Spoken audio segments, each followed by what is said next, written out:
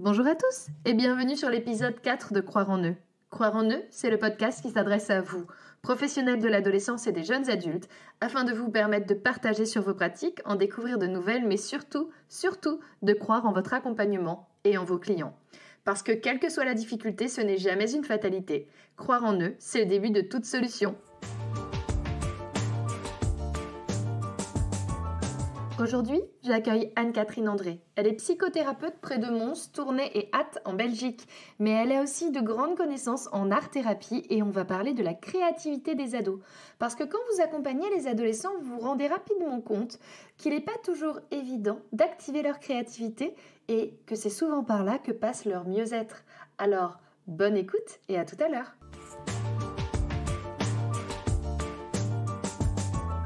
Bonjour Anne-Catherine. Bonjour Émilie. Bienvenue sur ce podcast. Merci. Est-ce que tu veux bien te présenter pour me dire qui tu es?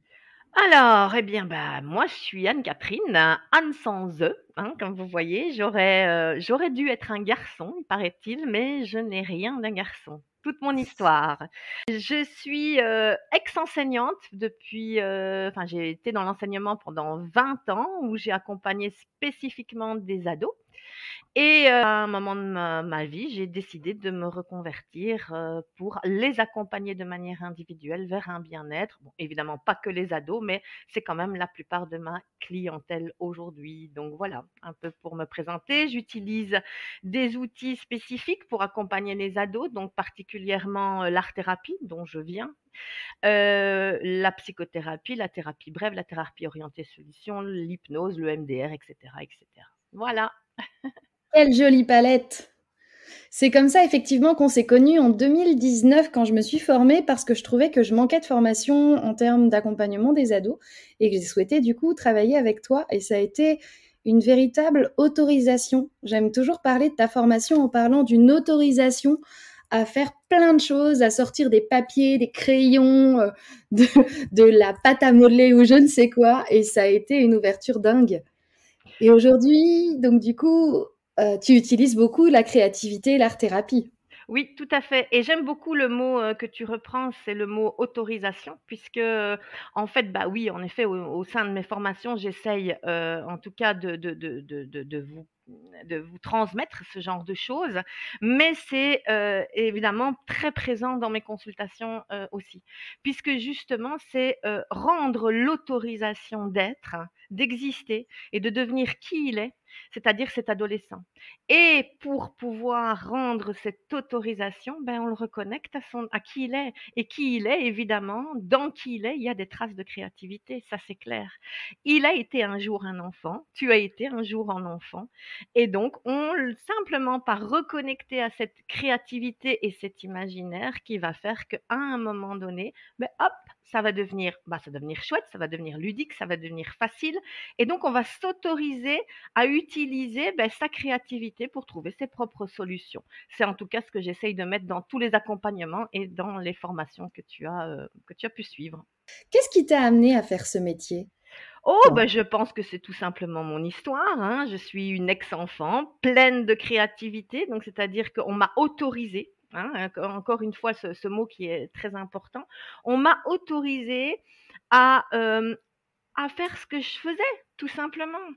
Et avec des choses qui étaient toutes simples. Et donc, évidemment, mon histoire a fait que j'ai fait partie d'une famille où, à cette époque, comme je dis toujours au Moyen Âge, on parlait moins, il y avait moins d'émotions, il y avait moins d'écoute, on donnait moins d'importance à l'enfant et encore moins à l'adolescent parce qu'en tout cas dans mon histoire personnelle, j'ai pas vraiment pu faire de crise d'adolescence parce que mes parents, eux, faisaient la leur.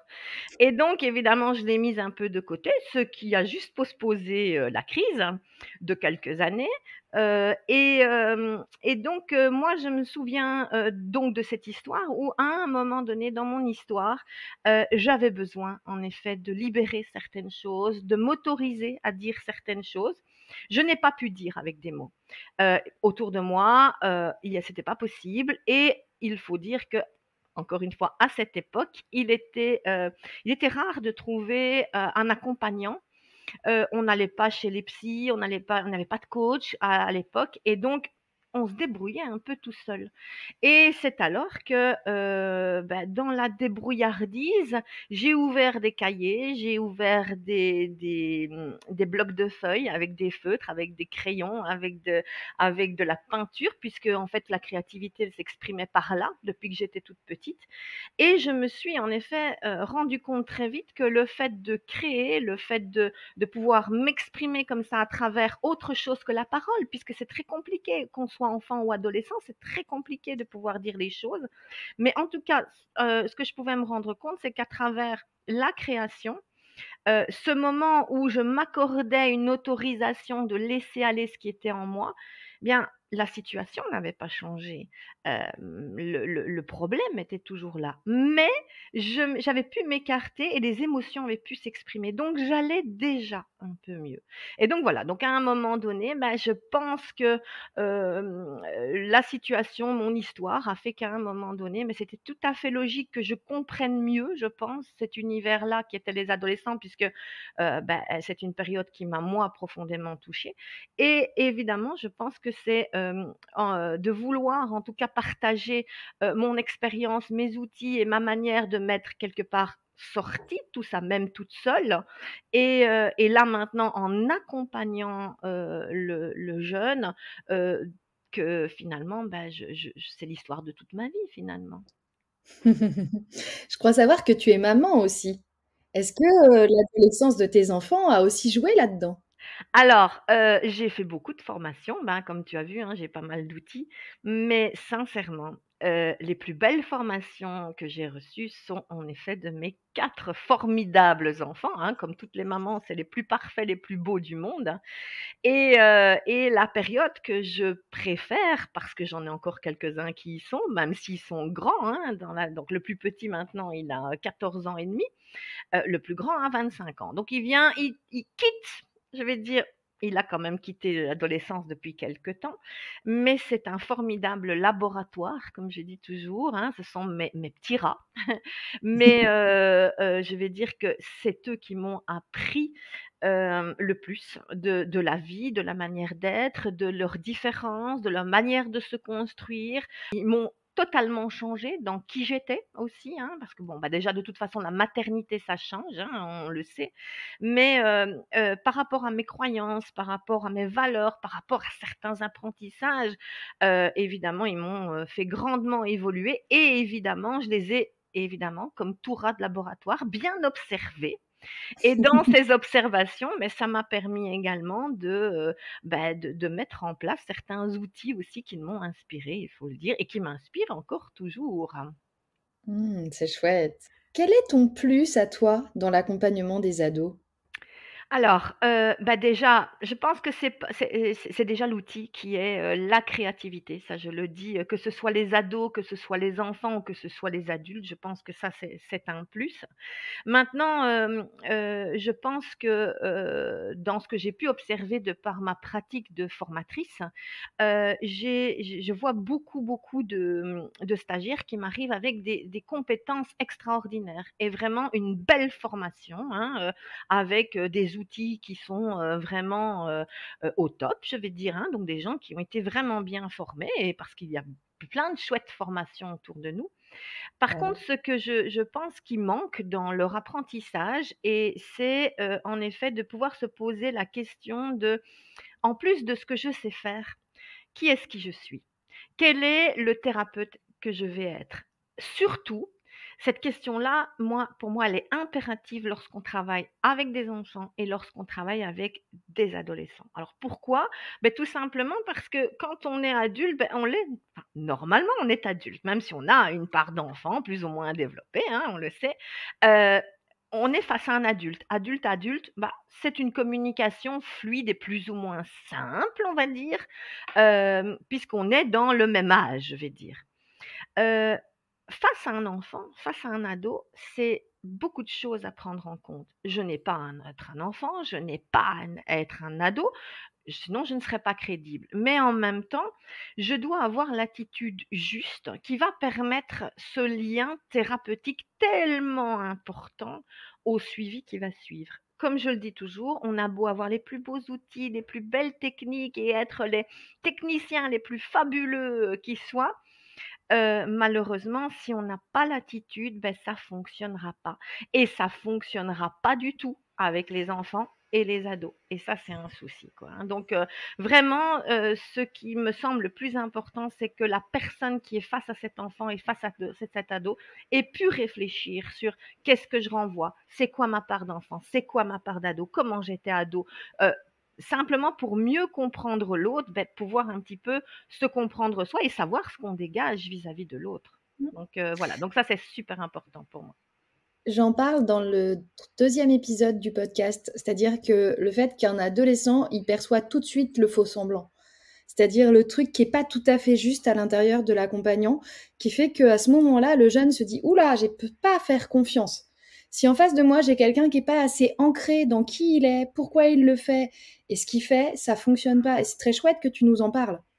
Oui, tout à fait, parce que je reprends, et ça aussi, bah, l'expérience de la vie a fait que, beh, comme je l'ai expliqué, j'ai été enseignante pendant 20 ans avec des adolescents avec des troubles du comportement, avec des difficultés d'apprentissage, avec des difficultés de vie, et cetera, qui font qu'à un moment donné, bah, cette expérience, bah, forcément, elle nous change. Heu, on l'a tous vous l'avez tous vécu en tant qu'élève. Souvenez-vous d'un prof, il y en avait toujours un, celui-là on le chahutait. Et c'était toujours le même. Hein.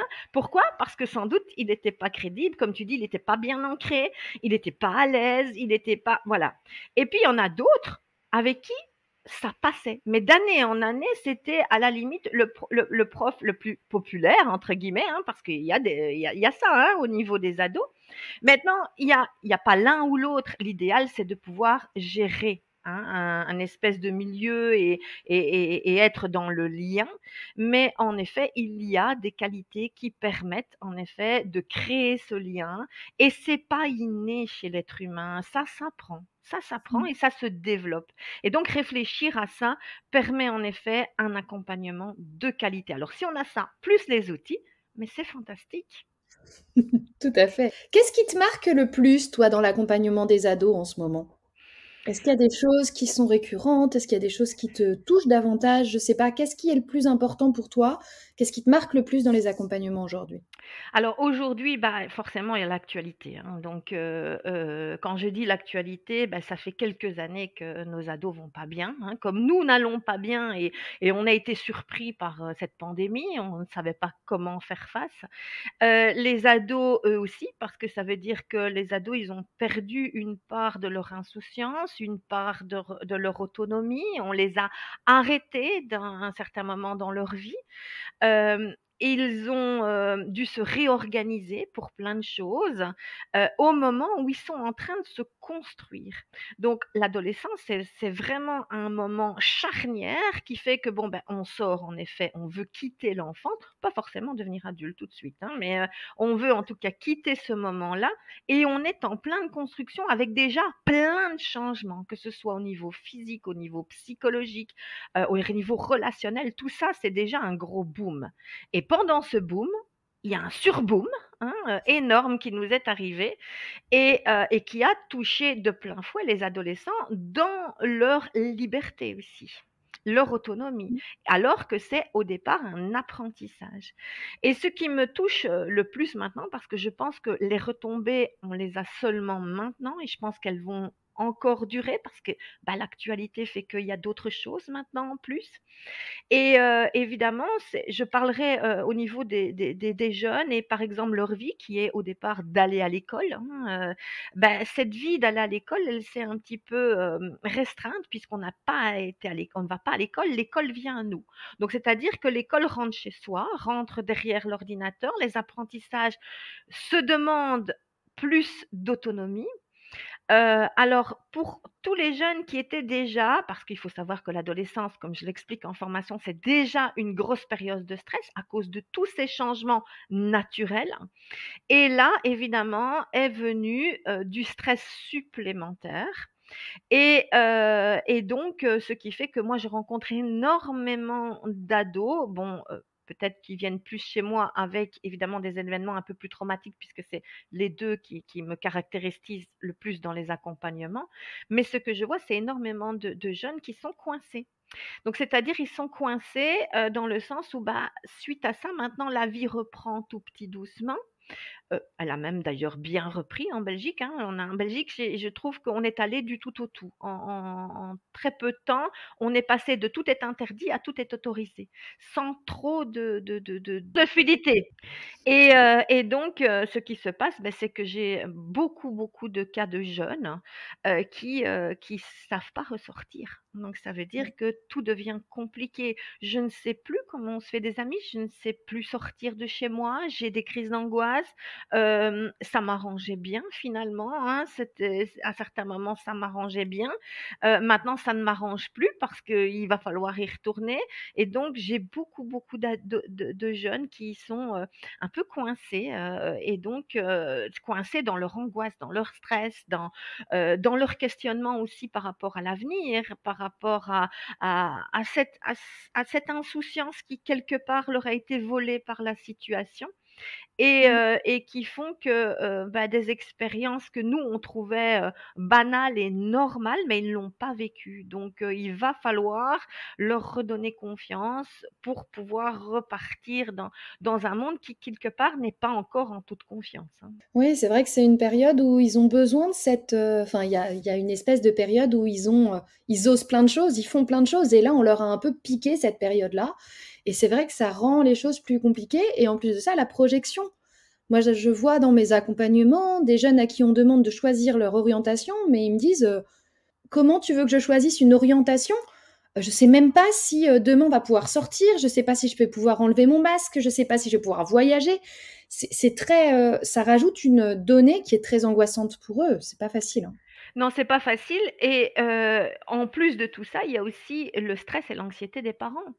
Qui, bah, forcément, les ados, bah, ils malgré tout, ils ont besoin, de sécurité encore, hein. Ils ne savent très bien qu'ils ne sont pas encore totalement autonomes et ils voient autour d'eux des adultes insécures qui, eux non plus, n'ont pas de réponse aux questions, qui eux aussi font face aux angoisses, à la santé parce que ça a touché la santé, puis ça touche aussi sur le financier, sur le travail, sur la réorganisation, sur la fatigue, enfin bon bref, on a des adultes qui vont pas bien à côté des ados qui vont pas bien non plus forcément puisqu'ils vivent tout ça. On a vécu des moments où tout le monde était dans les mêmes pièces, où tout le monde devait se poser un horaire de connexion parce qu'on n'a pas toujours une très bonne connexion, on n'a pas toujours un ordinateur, et tout le monde est stressé, etc., etc. Donc oui, c'est une période où je pense on va seulement avoir les retombées au niveau des adolescents. Et donc, il est important aussi, comme je le dis toujours, parce que ça aide évidemment, de faire retravailler son imaginaire et son imaginaire et ce côté positif pour pouvoir, évidemment faire face à cette situation et aux situations futures, bien sûr. Merci de cette transition parce que c'est ma question d'après, parce que cette créativité, nous, en tant qu'accompagnants, enfin, moi, j'ai été formée par toi, donc j'ai pas mal de billes, mais on a du mal à faire adhérer les ados et les jeunes adultes à cette créativité. En tout cas, c'est des trucs qui reviennent régulièrement dans les discussions que je peux avoir avec les accompagnants sur ce sujet-là. Comment on fait pour les ouvrir à cette créativité? Alors, déjà, enlever cette croyance en nous, en tant qu'adultes, de nous dire que l'adolescent n'a pas d'imaginaire, n'a pas de créativité et cetera et cetera. Comme j'aime bien le faire en formation, c'est de refaire revivre aux stagiaires leur propre adolescence. Alors, on va un petit peu revivre tout ça. Quel est l'adolescent qui n'avait pas à un moment donné le poster de je ne sais pas quel chanteur, qui n'a pas imaginé quelle romance, et cetera et cetera et c'est juste un petit truc, je donne juste un exemple, mais ça, c'est un exemple parmi des milliers. Oui, l'adolescent rêve, oui, l'adolescent a de l'imaginaire et donc évidemment, la croyance qu'on doit d'abord, travailler chez nous, c'est d'abord l'autre en a, Donc ça c'est clair, il en a eu, vous en avez eu, il en a. Donc ça c'est clair, mais aussi la croyance que moi j'en ai toujours. Parce qu'évidemment, pour pouvoir la développer, aider à développer la créativité de l'adolescence, il faut en effet que nous ayons développé la nôtre et qu'on se soit reconnecté à elle. Et elle existe chez tout un chacun. Malheureusement, la vie a fait que on l'a diminuée petit à petit, on l'a freinée, on l'a mis de côté. La société n'aime pas trop les gens créatifs, hein, voilà. Et donc, on a évidemment, on est pauvre en créativité, mais à partir du moment où l'accompagnant fait preuve de créativité, donc ça veut dire, alors là, la créativité, j'aime bien en parler en disant, la créativité, c'est pas que dessiner, hein. La créativité, c'est une ménagère qui tout à coup trouve une épice et la met dans sa sauce bolognaise hyper classique et elle est devenue créative. On peut être créatif à plein de domaines dans notre vie. Un informaticien peut être créatif, il n'y a aucun souci à ça. Quelle que soit la personne qui est devant nous, il a été un jour créatif. Il a reçu un jour de l'imaginaire et l'adolescent est encore dans une période de créativité parce qu'évidemment, l'adolescent, lui, il rêve, il fabule parfois, il imagine plein de choses et c'est-à-dire qu'on va essayer de trouver, nous, notre job, c'est trouver le moyen, c'est-à-dire qu'est-ce qui intéresse cet adolescent, quelles sont ses passions, qu'est-ce qu'il fait vibrer, et à partir de là, évidemment, je vais lui montrer mon côté créatif en lui proposant des tâches, par exemple, en étant, je vais dire, un thérapeute un peu plus provocateur à certains moments, peut-être avec un peu plus d'humour à d'autres, peut-être rentre dedans à un moment donné et un autre moment beaucoup plus attentionné. Donc on va lui proposer et en tout cas de par cette attitude lui dire ben regarde, je suis un être humain, mais regarde un peu que l'être humain il peut être pas uniquement comme ça, il peut avoir plein de facettes et dans ce que je vais te donner comme tâche ou te faire découvrir certaines choses, bien je vais te développer ta créativité.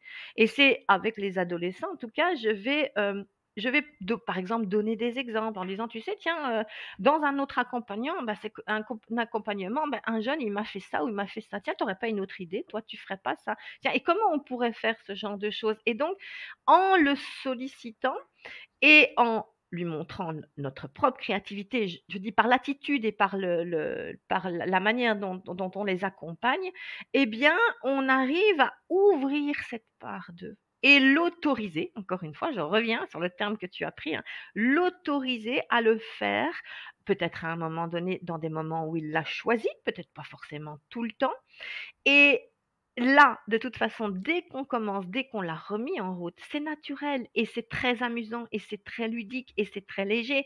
C'est-à-dire qu'on oublie même pour qu'on est venu, c'est-à-dire on oublie le gros problème. On va développer des choses qui vont nous aider à faire face. Et on est, nous les accompagnants, très très étonnés de voir à quelle vitesse, dès qu'ils sont reconnectés à la créativité, à quelle vitesse non seulement ils avancent, mais en plus de ça, ils redeviennent autonomes. Ils ont nourri leur confiance en eux. Et tout ça, c'est déjà pas mal pour un accompagnement, hein, et moi, je suis toujours très étonnée de voir ces ados, qui arrivent, à qui je dis toujours: «Oh cool, hein, on y va tout doucement», qui me font des pas de géant et qui me développent eux-mêmes des tâches thérapeutiques et qu'ils créent et qui m'inspirent aussi à certains moments et que je redonne aussi dans certaines formations et donc oui, la créativité, elle est là chez tous et elle est encore plus là chez l'adolescent. Ouais, c'est vraiment chouette. Il y a plein de choses qui me font rebondir dans ce que tu viens de dire. C'est-à-dire que le fait de... Il y a un truc que j'ai envie d'ajouter, c'est la confiance. C'est-à-dire que quand tu leur dis, tiens, j'ai fait comme ça avec un autre accompagnement, qu'est-ce que t'en penses, toi? Comment tu ferais? C'est lui redonner les clés de sa vie, en fait. C'est de lui dire, ok, regarde, toi aussi tu peux faire, toi aussi tu peux tester. C'est un peu ce mécanisme d'essai-erreur. On en est où? Comment j'essaye? Comment je fais? Un bébé avant de savoir marcher, il tombe 2000 fois. Eh ben oui, il faut réessayer. Parfois c'est un peu dur et des fois on s'est écorché le genou.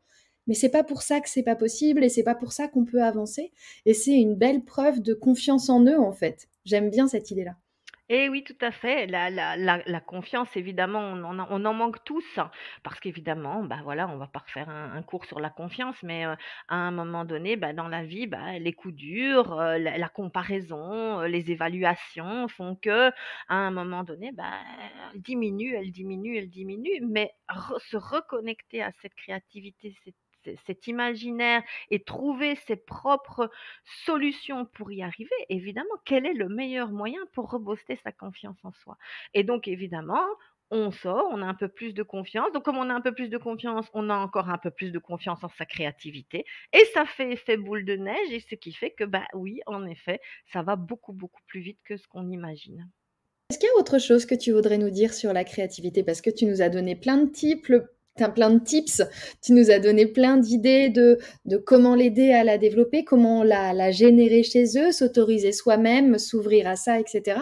Est-ce qu'il y a d'autres choses? Est-ce que tu peux détailler, par exemple, à quoi elle t'aide, cette créativité? Mais la créativité, ça permet déjà de se reconnecter à la vie, tout simplement. Quand je dis se reconnecter à soi, ben oui, forcément, parce que c'est ma ressource, mon don, quelque part. Mais c'est se reconnecter à la vie. La créativité, un être créatif, c'est un être qui va être beaucoup plus facilement positif, va facilement, je vais dire, est naturellement résilient, qui va puisqu'il va trouver des solutions plus rapides à quel que soit l'événement auquel il fait face. Alors, comme je dis toujours, la créativité n'empêche pas le gros boom, hein, c'est pas parce qu'on est créatif qu'on n'aura pas un gros boom dans sa vie, mais quand on est créatif, à un moment donné, on sait, une fois l'émotion digérée, que ça va nous apporter quelque chose, qu'on va pouvoir faire face à quelque chose et que ce quelque chose va nous servir pour d'autres choses. Et cette créativité va nous permettre de transcender cet événement, mais quel qu'il soit dans la vie. Les êtres créatifs, ce sont souvent des gens qui ont bah, leurs propres idées, qui ont leurs propres recettes et donc qui ont moins besoin de conseils puisqu'ils se font plus confiance et qu'ils vont aller vers cet instinct parce que la créativité c'est aussi de l'instinct qui vont lui permettre de vivre tout simplement mieux et être beaucoup plus dans la vie. Et, et évidemment, comme je le dis aussi, beaucoup plus autonome et avec beaucoup plus de conscience de ses propres ressources. Waouh, c'est joli. Merci Anne-Catherine. Est-ce qu'il y a quelque chose qui a changé dans tes accompagnements? Tu sais, un truc que tu te disais au départ, je vais faire comme ça, un peu des principes, des choses, et en fait, ça se passe pas du tout comme ça et c'est OK. Alors, beh, tous les jours, hein. Tous les jours, il se passe des choses de cet ordre-là, mais pour reprendre des grandes idées, bah, tu le sais parce que j'en parle dans la formation, une des choses qui a, pour moi, changé mes accompagnements, c'est de encore une fois, on revient, hein, vraiment, tu avais choisi le mot, hein, pourtant on s'était pas donné le mot, hein, c'est-à-dire c'était de m'autoriser à un moment donné à ne plus recevoir, le parent et le jeune dès la première séance. Ça, c'est quelque chose qui, pour moi, a totalement changé mes accompagnements. Bah, d'ailleurs, c'est pour ça que je parle, d'ailleurs, on ne parle pas de formation ado ou de formation enfant, puisque c'est une formation pour accompagner les parents et les enfants, les parents et les ados. Donc, m'autoriser à recevoir d'abord le parent, évidemment en fonction de l'âge de l'ado, hein, puisqu'ici on est ici dans les ados, donc là il y a des demi-mesures à faire, mais en tout cas d'entendre la demande du parent et d'entendre la demande de l'ado et de pouvoir prendre le temps de créer ce lien, aussi bien avec l'un qu'avec l'autre. Parce qu'évidemment, si le parent n'a pas confiance, le jeune n'aura pas de confiance, etc., etc. Mais ça, je le développe dans toute la formation, donc je ne vais pas le faire. Donc ça, en effet, c'est une des choses qui a changé mes accompagnements. Une autre que, bah, j'essaye de faire passer aussi dans les formations, c'est, parfois oublier la technique. soyez vraiment dans le lien, soyez vraiment dans le moment présent, soyez vraiment avec, le client. Oui, c'est peut-être, la le 4e accompagnement que vous avez sur la semaine par rapport au stress et aux angoisses, puisque je dis c'est ce qui c'est mais ce ne sera pas du tout les mêmes exercices, ce ne sera pas du tout le même accompagnement. Ce sera peut-être des choses totalement à l'inverse, parce que la personne qui est face à moi n'a pas le même besoin, Mmh. heu, n'a pas la même définition du mot stress non plus. Une des dernières choses qui m'aide encore toujours dans tous les accompagnements, heu, c'est de voir le client, tel, un une belle destination de voyage et de se dire que je suis pas obligée de déménager, je suis pas obligée d'aller habiter là. Je suis pas à être d'accord avec les coutumes de ce pays-là et donc c'est de voir ça, mais tout en observation. Parce qu'on vous parlera beaucoup d'empathie, on vous parlera de vous mettre à la place. Non, non, non, non, non, non, non, non, non. Ça, c'est je pense que non, on ne peut pas bien accompagner en se mettant à la place, on reste à sa place, mais on peut bien accompagner si on visite bien. Donc si on observe bien, si on est vraiment attentif à tout ce qui est dit, tout ce qui n'est pas dit, Mmh. à l'attitude, et qu'on prend en compte les valeurs et les croyances du client sans vouloir le changer, mais juste en lui disant: «Mais oui, dans son monde à lui, bah, c'est un petit peu normal que ça se passe comme ça». Mmh. Et donc je vais comprendre pourquoi il fait ça dans son monde à lui et en quoi c'est important pour lui de le faire et donc tout ça va permettre aussi de garder une bonne place, hein, donc de ne pas me laisser envahir par son problème puisque c'est pas le mien. Il habite une contrée que je ne voudrais pas habiter, donc voilà et donc d'accompagner à la juste place. Donc ça c'est pour moi en tout cas des les choses qui sont le plus importantes et j'en reviens encore une fois parce que je pense que j'ai pas appuyé assez dessus, c'est vraiment faites-vous confiance, suivez votre intuition. Vous avez beau avoir les plus beaux exercices, les plus belles théories, face à vous, vous avez, une nouvelle contrée que vous n'avez jamais visitée. J'en parle dans le podcast numéro 2 quand je vais expliquer comment j'accueille les parents avant. Et c'est vrai que c'est toi qui me l'as donné ça, qui m'a donné cette autorisation à faire. Et dans ce podcast, j'explique à quel point ça fait gagner du temps par la suite. Parce qu'un ado, il vit pas tout seul et que dans son environnement, il y a beaucoup de choses qui jouent. Et parfois, quand vous regardez les parents, on se rend véritablement compte que il y a des choses qui viennent pas de la cuisse de Jupiter, j'ai envie de dire. C'est assez classique que l'enfant, enfin que l'ado en fait, qui a vécu et été éduqué comme ça, soit dans ce fonctionnement-là, et c'est très important dans nos accompagnements par la suite à prendre en compte, quoi. Oui, d'avoir, et puis d'avoir un tas d'informations par rapport aux parents parce que, je pars du principe que c'est quand même le parent qui connaît le mieux le jeune qui va être, parce qu'il l'a mis au monde, parce qu'il, enfin voilà, même avant qu'il ne soit né, il avait déjà. Puis il y a toute une histoire, je ne suis pas spécialisée dans le transgénérationnel, mais malgré tout, il y a quand même des choses qu'on peut se rendre compte. Tiens, c'est bizarre, cette jeune fille, elle a commencé sa maladie l'année où sa maman à son âge, a aussi vécu quelque chose d'important et a été malade quelque temps après. Tiens, ça c'est bizarre, hein, quand même, hein, et ce sont des informations qu'on ne peut avoir qu'avec le parent, évidemment. Le jeune n'est pas toujours au courant de certaines choses et il ne doit pas forcément être au courant de tout non plus.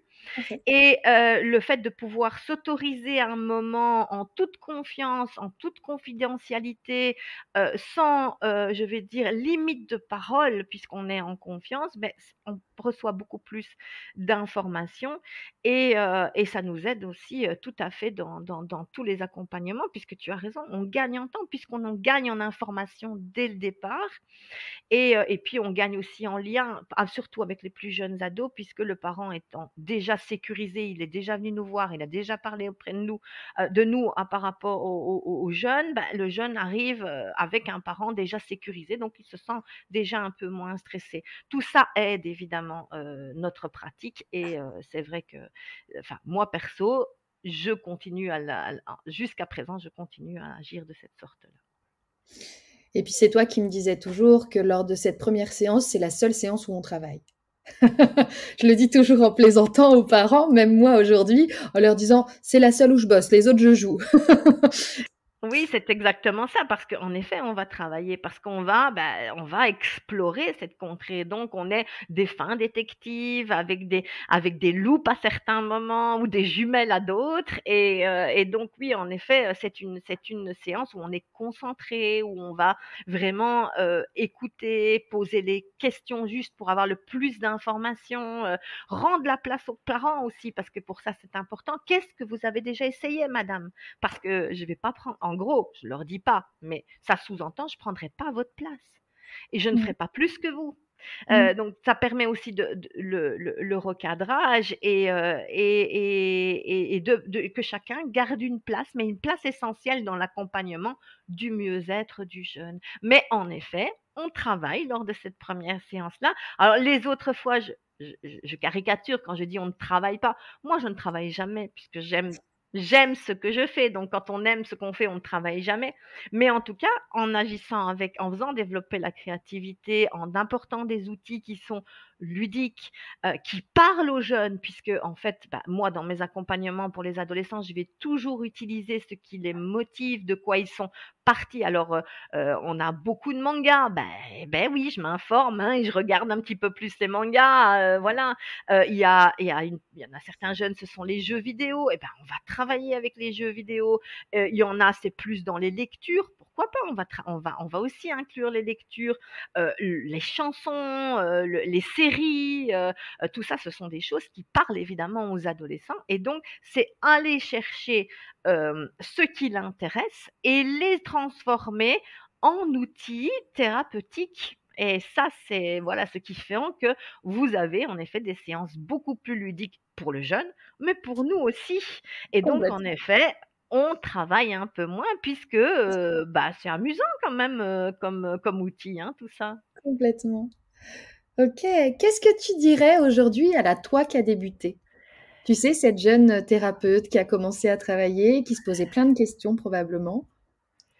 Je lui dirais que on en apprend tous les jours déjà, hein, donc elle peut s'excuser aussi parce que le thérapeute débutant, on n'est pas toujours à l'aise, on fait ce qu'on peut, mais en tout cas, ce que je dirais à tous ces jeunes thérapeutes qui débutent, que les plus grands apprentissages, je les ai faits de ce que j'appelais mes échecs. Maintenant, je ne pense pas qu'il y ait vraiment d'échecs, je pense qu'il y a beaucoup d'apprentissage. Donc ça, c'est ce que je dirais en premier. De 2, c'est je suis heureuse d'être là où je suis, mais je n'avais pas, spécialement, programmé là où je suis et je pense que je ne programme pas là où je serai. Donc pour le moment, je fais ce que j'aime, je continue et j'espère qu'en tout cas, elle continuera à faire ce qu'elle aime longtemps. Voilà, que ce soit avec les enfants, avec les ados ou d'autres moyens. Donc voilà. Si tu devais dire 3 choses que tu vérifies chez l'ado avant de l'accompagner, est-ce qu'il y a 3 choses qui pour toi sont importantes dans peut-être des situations, des données, des vérifications que tu fais systématiquement avant l'accompagnement de l'ado? La première et la plus importante pour moi, c'est est-ce qui va mal? Donc, c'est-à-dire qui est là face à moi? Est-ce que c'est réellement l'ado? Est-ce que c'est le parent? Parce que souvent, c'est plus souvent le parent. Est-ce qu'il souhaite un changement? Sinon, c'est pas la peine. Donc d'abord, en effet, vérifier que celui qui est face à moi, c'est celui qui souffre le plus. Est-ce qu'il souhaite un accompagnement et est-il motivé au changement? Donc ça, c'est pour moi, ce sont les 3 choses les plus importantes à prendre en compte. Si l'adolescent ne veut pas, je ne le forcerai pas. Heu Par contre, avec les adolescents, et ça je l'explique un peu plus en formation, c'est comment trouver sa motivation au changement. Comment lui créer un problème pour qu'il vienne. Ça ne veut pas dire que je vais lui créer un problème, c'est comment est-ce que je peux lui montrer qu'en effet, il en a un, mais que peut-être il ne le voit pas Mmh. et qu'il a des répercussions sur lui. Donc ça, c'est mon travail à moi. Mais en tout cas, si il vient et qu'il pousse la porte, c'est toujours de plein accord. C'est toujours avec une motivation ou quelque chose qu'il souhaite voir changer. Et donc là, c'est super important. Et je ne prendrai jamais par obligation un jeune amené, que ce soit par une autorité quelle qu'elle soit, j'ai le choix de le faire. Donc, puisque je travaille en libéral et c'est comme ça que je le fais, mais pour moi, ces choses-là sont importantes à prendre en compte lors de nos accompagnements. Lors de la première séance avec les parents, moi, c'est un truc que je mets en avant beaucoup, ça. Le fait que, ok, le problème, c'est qui le porte? Est-ce que c'est le parent? Est-ce que c'est le jeune? Et si jamais c'est le parent et que c'est pas véritablement le jeune, je demande aux parents de se positionner pour que ça devienne un problème pour le jeune. Je sais plus si c'est avec toi qu'on en avait parlé, l'histoire des bottes sales d'équitation. Si elles restent au milieu du salon et que maman les nettoie et qu'elle les lave à chaque fois, l'enfant, le jeune n'aura jamais intérêt à le changer. Non. Non, parce que évidemment, ce que vous avez là, ce que j'explique aux parents, ce que vous avez là, c'est un problème qui vous appartient. Les bottes dans le salon, c'est vous que ça embête, pas le jeune. À un moment donné, c'est si vous voulez à un moment donné qu'ils se rendent compte, c'est-à-dire arrêtez de les ranger vous-même déjà, ou évidemment si ça vous embête qu'elles soient dans le salon, déposez-les à un endroit où ça va embêter le jeune. Parce que si vous voulez qu'il ait une prise de conscience comme vous, il n'a pas le même mode de fonctionnement, le même mode d'emploi que vous. Mais en effet, pouvoir le contrarier un petit peu, lui sortir d'une zone inhabituelle, c'est-à-dire arrêtons de faire des choses qui ne fonctionnent pas en espérant que l'autre change. Ça, c'est du miracle, hein, voilà. Mais qu'est-ce que je vais pouvoir faire? Qu'est-ce que je vais changer comme stratégie qui pourrait évidemment avoir un impact sur l'autre qui l'amènerait à changer? Mais en gros, la première personne à changer, c'est moi et mon comportement, puisque c'est d'abord moi. Et donc, en effet, oui, c'est ça aussi, c'est d'ailleurs l'intérêt aussi de ces séances sans le jeune, c'est de pouvoir expliquer aussi tout ça avec le parent et pas devant l'ado, parce qu'évidemment, ce sont des choses qui ne doivent pas être conscientisés par l'ado et qui, en fait, font que le jeu psychologique s'arrête à un moment donné. Tout à fait. Super. Est-ce que tu veux nous parler un petit peu de ton actualité? Qu'est-ce qui se passe pour toi en ce moment? Alors, qu'est-ce qui se passe pour moi en ce moment? Il y a, ça, c'est une période un peu plus calme, tout simplement, mais avec quand même quelques petites nouveautés. Donc, c'est-à-dire grâce, je ne sais pas si on doit dire grâce ou à cause, mais moi, vous savez bien que je vais surtout dire grâce parce que je vais souvent voir le côté positif. Toutes les formations qui étaient avant données avec mon coffre à outils que j'ai baladé dans pas mal de pays, pas mal de régions, etc., c'est refermé et tous les outils que vous voyez derrière moi sont évidemment restent à la maison. Et donc toutes les formations ont été postposées en visio. Donc pour les raisons que vous connaissez tous, voilà, jusqu'à présent. Ces formations, finalement, je me suis rendu compte parce que j'avais à un moment donné dit que jamais je ne passerais en visio, hein. Moi, j'aime beaucoup le contact, j'aime beaucoup voir les gens, mais à un moment donné, j'ai pas eu le choix. Et ces formations, finalement, ont été vraiment accueillies avec beaucoup de succès.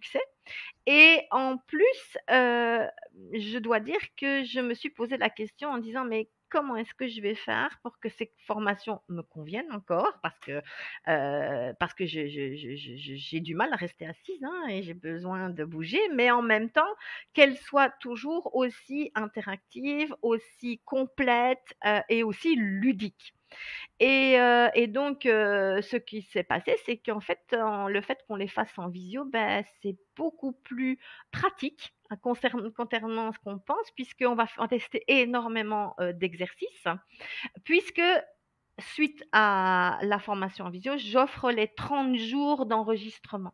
Donc, ce qui veut dire qu'on a largement le temps de revenir sur l'une ou l'autre chose en théorie et on n'a pas besoin de prendre des notes, on peut vivre les choses, voilà. Donc, le gros, c'est que toutes les formations sont passées en visio. Je n'en ai toujours pas remis en présentiel, hormis une ou deux, mais dans la formation longue. Mais donc, elles sont tout le temps en visio. Je pense sincèrement qu'elles y resteront parce que la qualité, y est plus, voilà. Et hem et puis, voilà, donc c'est-à-dire ça, il y a les dates en présentiel, donc on peut suivre les formations en présentiel, avec moi en visio, mais il y a, tout un nouveau concept qui est devenu les packs formation. Donc, ça veut dire que le stagiaire peut choisir le moment où il se forme. Donc, il reçoit l'enregistrement d'une formation donnée en présentiel en groupe, donc avec toutes les interactions, tous les exercices, etc., et la qualité des échanges.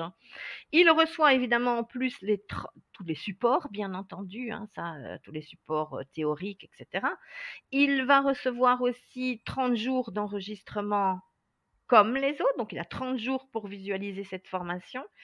Et au bout de ces 30 jours, il me recontacte et nous passons 1 heure de supervision en tête-à-tête. Donc là où il va pouvoir vraiment reposer les questions s'il lui en manque, ce qui n'arrive pas souvent parce que les stagiaires ont beaucoup, beaucoup de questions à poser. Mais moi, au moins, je vérifie si toute la compréhension a été donnée et à la fin de cet accompagnement, il reçoit sa certification.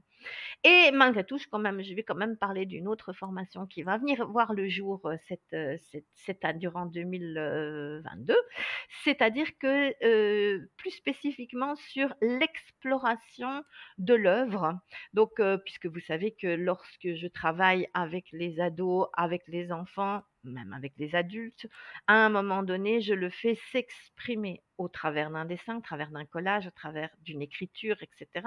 Et donc, il va y avoir une formation de 3 jours qui va être spécifique sur comment fait-on une fois face à l'œuvre? Qu'est-ce qu'on fait? Comment on la questionne? Comment on l'explore? Que retirer comme ressource? Comment proposer un autre exercice par rapport à ce qui est dit, etc., etc. Donc vraiment sur l'exploration spécifique de l'exercice, l'œuvre, hein, on va appeler ça l'œuvre du client. Donc ça, c'est une toute nouvelle formation qui aura lieu ici en 2022. Puis évidemment, une autre, parce que j'y suis quand même, je dis il n'y a pas grand-chose, mais finalement si, il y a toujours les accompagnements longs, donc c'est-à-dire que je forme des praticiens en thérapie créative et des maîtres praticiens en thérapie créative, sauf que maintenant c'est de manière individuelle, donc c'est terminer les groupes, donc ça veut dire que je peux donc former et accompagner chaque personne de manière individuelle, toujours 3/4 visio, 1/4 présentiel.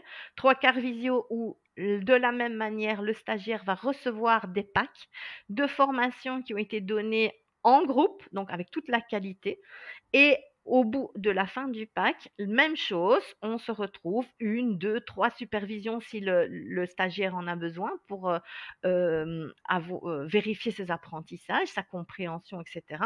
On passe au pack suivant et ainsi de suite. Et au fur et à mesure que l'accompagnement se fait, le stagiaire délimite ce qu'il souhaite plus travailler. Est-ce que je préfère les enfants? Est-ce que je préfère les ados? Est-ce que je préfère les adultes? Quelle problématique, etc. Et donc, j'affine les accompagnements, mais de manière individuelle. Et donc, ça, c'est tout à fait nouveau puisque on peut se former avec moi, mais de manière individuelle. Et ça aussi, c'est toujours dans le but de la qualité au mieux pour la personne, comme du sur-mesure. Voilà, Du sur-mesure.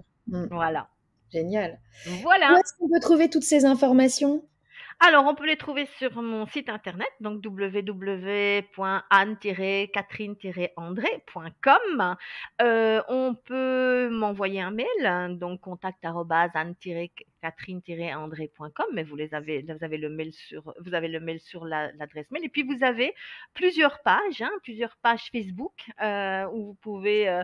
Il y a une page où c'est formation hypnose et outils créatifs, et puis vous avez un groupe Facebook qui est plus axé sur tout ce qui est accompagnement enfants et ados. Et donc, ce groupe s'appelle Hypnose et outils créatifs pour accompagner enfants et adolescents, avec une belle petite image d'un enfant aviateur. Vous la reconnaîtrez, elle est très connue, cette image. Et tous les professionnels sont les bienvenus pour partager, pour être au courant des actualités, pour découvrir des nouveaux outils, etc., etc., etc. Voilà. Super, merci Anne-Catherine. Si on devait retenir une seule idée, tu sais, imagine qu'il y a quelqu'un de super pressé qui se dise j'ai 5 minutes, 3 minutes pour écouter ce podcast, qu'est-ce que tu as envie qu'il retienne de cette interview? Créativité, c'est le seul mot. Créativité, imaginaire, et puis le mot que tu as choisi, Autorisation. L'autorisation. Tout à fait. Eh ben, écoute, merci beaucoup Anne-Catherine pour ton temps. Ce podcast sera diffusé le 29 mars. J'ai hâte de le monter. Merci à toi, Émilie, de ton invitation et beaucoup de succès à tout le monde.